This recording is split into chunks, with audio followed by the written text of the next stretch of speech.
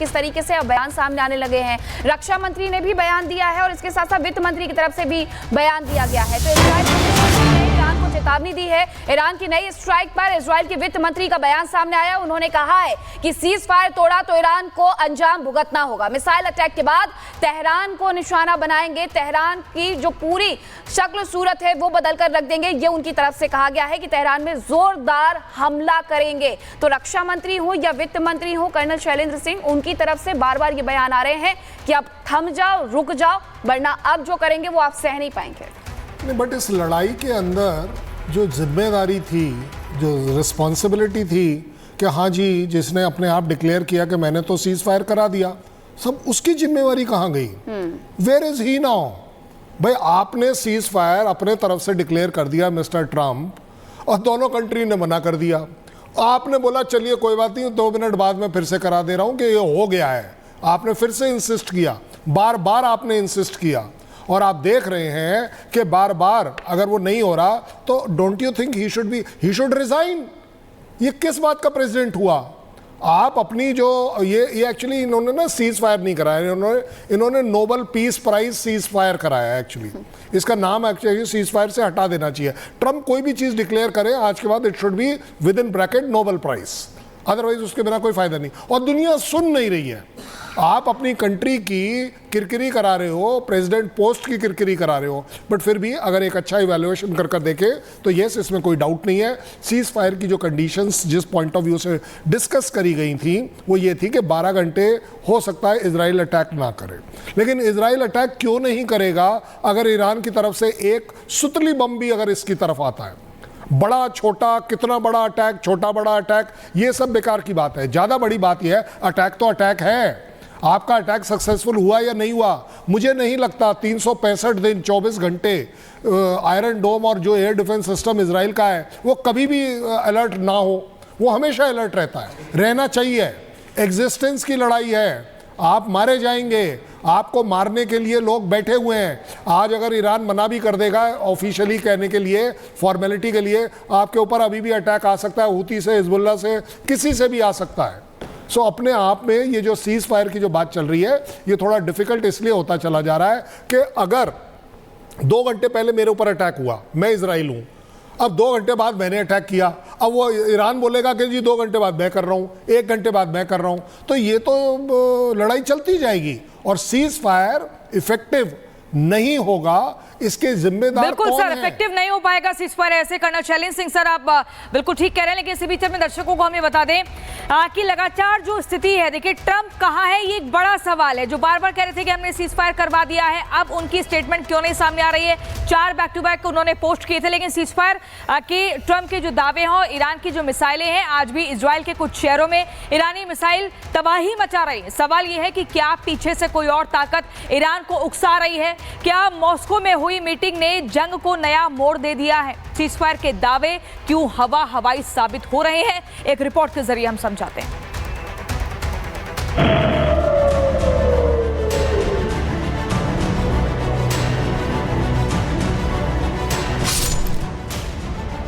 ईरानी मिसाइलों की गूंज, इजराइल के बीरशेबा में तबाही,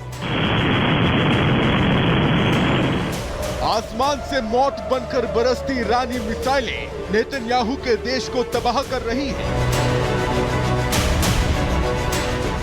इमारतें नेस्तनाबूद हो रही हैं और बेकसूर लोगों की जान जा रही है। ईरान इजराइल जंग पर सीज फायर की बात, लेकिन जमीनी हकीकत कुछ और है। ट्रंप ने कहा था जंग रुक गई है, कतर ने कहा दोनों देश मान गए हैं, लेकिन अगले ही घंटे ईरान ने इजराइल पर मिसाइलें बरसा दी। इजराइल के शहरों में कब्र खोदी, बीरशेबा और तेल अवीव में बमबारी की।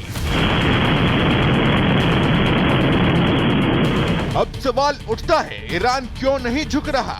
शायद जवाब मॉस्को में है। एक दिन पहले ईरानी विदेश मंत्री अरागची की रूसी राष्ट्रपति पुतिन के साथ मुलाकात हुई थी। माना जा रहा है कि इसी मुलाकात के दौरान कुछ ऐसी बातें हुई जिसके बाद ईरान की न सिर्फ जुबान बदल गई, तेवर बदले, बल्कि बदल गई मिसाइलों की रफ्तार। डोनाल्ड ट्रंप का ग्रैंड स्ट्रेटेजिक डिजाइन था कि मेरे को एक पीरियड ऑफ कंसोलिडेशन चाहिए जिसमें मुझे को कोई लड़ाई नहीं लड़नी। यूक्रेन बाइडेन की लड़ाई है, मैं उसे बंद कराना चाहता हूं। ठीक है, मिडिल ईस्ट में भी उन्होंने कहा था मैं बंद कराऊंगा शुरू में, फिर वो इजराइल के साथ चल के उन्होंने ये जो है स्ट्राइक ये कर दी है। इसके आगे वो नहीं जाना चाहते।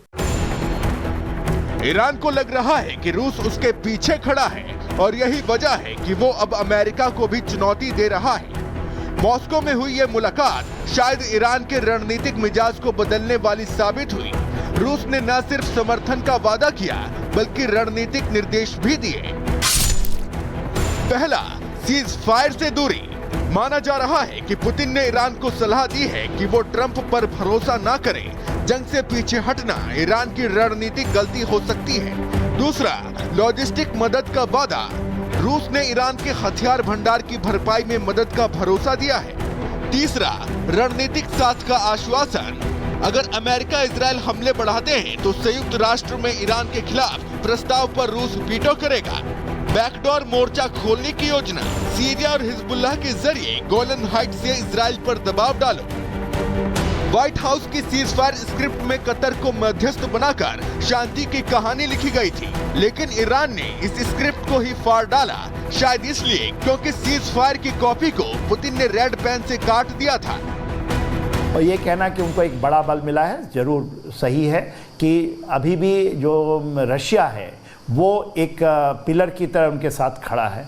हाँ, भले ही आपने देखा इसके पहले जो सीरिया में हुआ था जहाँ पर रशिया के खुद के नेवल बेस थे, एयर बेस थे और बल असद की सरकार थी और IRGC पूरा एक्टिव, हाँ भी वहीं से, वहीं लेबनान से आए, मगर उनको वहाँ से छोड़कर निकलना पड़ा और इंक्लूडिंग रशिया वहाँ से निकल चुका है।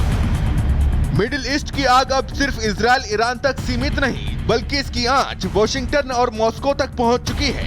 ट्रंप की डिप्लोमेसी हार रही है और पुतिन की स्ट्रेटेजी जीत रही है। अब जंग रुकेगी नहीं बल्कि वो अगले मोर्चे तक बढ़ेगी। Bureau report, Republic Bharat. किस तरीके से अब बयान सामने आने लगे हैं। रक्षा मंत्री ने भी बयान दिया है और इसके साथ साथ वित्त मंत्री की तरफ से भी बयान दिया गया है। तो इजराइल ने ईरान को चेतावनी दी है। ईरान की नई स्ट्राइक पर इजराइल के वित्त मंत्री का बयान सामने आया। उन्होंने कहा है कि सीज फायर तोड़ा तो ईरान को अंजाम भुगतना होगा। मिसाइल अटैक के बाद तेहरान को निशाना बनाएंगे। तेहरान की जो पूरी शक्ल सूरत है वो बदल कर रख देंगे। ये उनकी तरफ से कहा गया है कि तेहरान में जोरदार हमला करेंगे। तो रक्षा मंत्री हो या वित्त मंत्री हो, कर्नल शैलेंद्र सिंह, उनकी तरफ से बार बार ये बयान आ रहे हैं कि अब थम जाओ, रुक जाओ, वरना अब जो करेंगे वो आप सह नहीं पाएंगे। नहीं, बट इस लड़ाई के अंदर जो जिम्मेदारी थी, जो रिस्पॉन्सिबिलिटी थी कि हाँ जी, जिसने अपने आप डिक्लेयर किया कि मैंने तो सीज फायर करा दिया, सब उसकी जिम्मेवारी कहाँ गई? Where is he now? भाई, आपने सीज फायर अपने तरफ से डिक्लेयर कर दिया मिस्टर ट्रंप, और दोनों कंट्री ने मना कर दिया। आपने बोला चलिए कोई बात नहीं, 2 मिनट बाद में फिर से करा दे रहा हूं कि ये हो गया है। आपने फिर से इंसिस्ट किया, बार बार आपने इंसिस्ट किया, और आप देख रहे हैं कि बार बार अगर वो नहीं हो रहा तो don't you think he should resign? ये किस बात का प्रेसिडेंट हुआ? आप अपनी जो ये एक्चुअली इन्होंने ना सीज फायर नहीं कराया, इन्होंने Nobel peace prize ceasefire कराया। एक्चुअली इसका नाम एक्चुअली सीज फायर से हटा देना चाहिए। ट्रंप कोई भी चीज़ डिक्लेयर करे आज के बाद it should be within bracket Nobel prize, otherwise उसके बिना कोई फायदा नहीं। और दुनिया सुन नहीं रही है। आप अपनी कंट्री की किरकिरी करा रहे हो, प्रेसिडेंट पोस्ट की किरकिरी करा रहे हो, बट फिर भी अगर एक अच्छा इवैल्यूएशन कर देखे तो यस, इसमें कोई डाउट नहीं है। सीज फायर की जो कंडीशंस जिस पॉइंट ऑफ व्यू से डिस्कस करी गई थी वो ये थी कि 12 घंटे हो सकता है इजराइल अटैक ना करे। लेकिन इजराइल अटैक क्यों नहीं करेगा अगर ईरान की तरफ से एक सुतली बम भी अगर इसकी तरफ आता है? बड़ा छोटा, कितना बड़ा अटैक, छोटा बड़ा अटैक, ये सब बेकार की बात है। ज़्यादा बड़ी बात यह है अटैक तो अटैक है। आपका अटैक सक्सेसफुल हुआ या नहीं हुआ, मुझे नहीं लगता 365 दिन 24 घंटे आयरन डोम और जो एयर डिफेंस सिस्टम इजराइल का है वो कभी भी अलर्ट ना हो।